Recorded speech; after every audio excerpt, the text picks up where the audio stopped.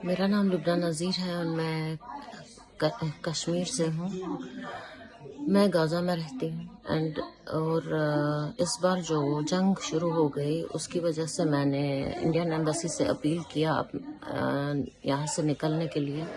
I have been evacuated to the Egyptian side of the Rafah border now. And this is the ground. There is too much noise and there is too much chaos. Gaza की हालत बहुत ही ख़राब है।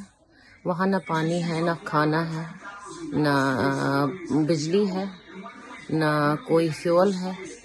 मतलब ज़िंदगी चलाने का कोई ज़रिया भी नहीं है अब वहाँ।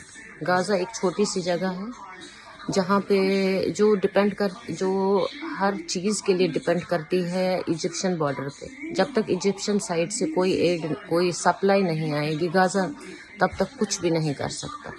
फ्यूल वहाँ से आता है, खाना वहाँ से आता है। यहाँ के अस्पतालों की भी हालत बहुत ख़राब है। अस्पताल अब कोई काम नहीं कर पा रहे हैं बिकॉज़ वहाँ का फ्यूल भी ख़त्म हो गया है।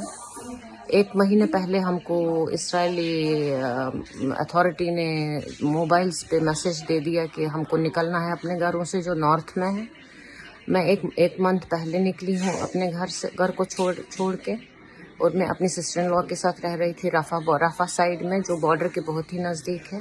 वहाँ पे हम 16 लोग एक घर में रह रहे थे और हर चीज़ की कमी थी, बट हम मैनेज कर रहे थे।